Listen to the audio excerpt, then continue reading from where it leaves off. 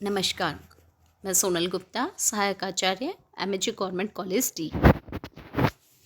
आज हम दर्शन की श्रृंखला में सदानंद योगींद्र के प्रकरण ग्रंथ वेदांत सार का अध्ययन करेंगे।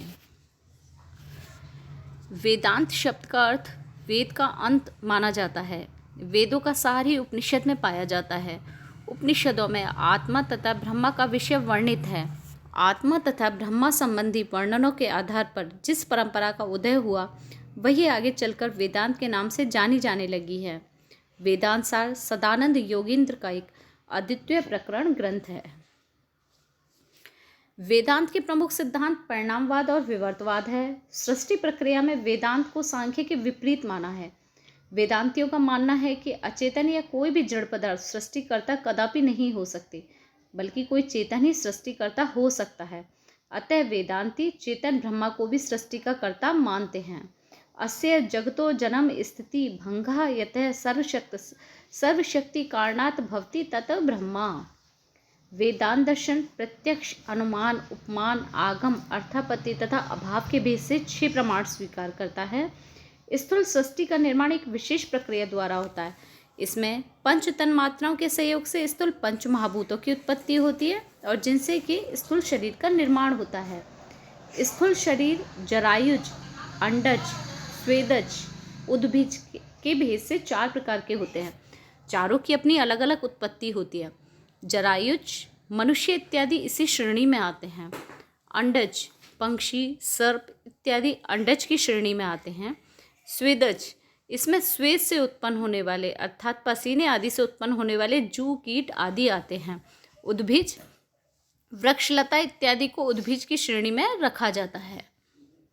वेदांत में ब्रह्मा तथा अविद्या या अज्ञान के भेद से 2 तत्व पाए जाते हैं।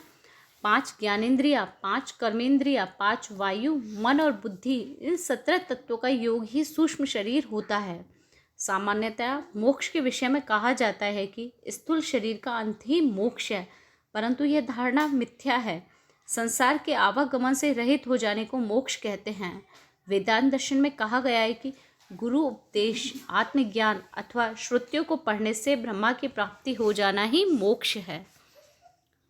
किसी कृति या ग्रंथ को पढ़ने से पूर्व कुछ प्रमुख विषयों पर ध्यान दिया जाता है, जिनमें प्रस्तुत ग्रंथ को पढ़ने का अधिकारी कौन है, इनमें किस विषय को निबद्ध किया गया है, इसमें लिखित विषय से पुस्तक का क्या संबंध है तथा ग्रंथ को पढ़ने का प्रयोजन क्या है इत्यादि 4 प्रश्नों के उत्तर को अनुबंध चतुष्टय के नाम से जाना जाता है।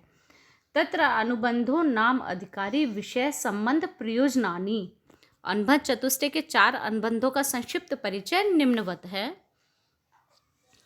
अधिकारी तो विधिवत अधीत वेदांगत्वे आपाततो अधिगता अखिल वेदार्थो अस्मिन् जन्मनि जन्मांतरे व काम्य निषिद्ध वर्जन पुरः सरम नित्य नैमित्तिक प्राश्चितो उपासना अनुष्ठाने निर्गत निखिल कलमशतया नितांत निर्मला अंतः साधन चतुष्टय संपन्ना प्रमाता।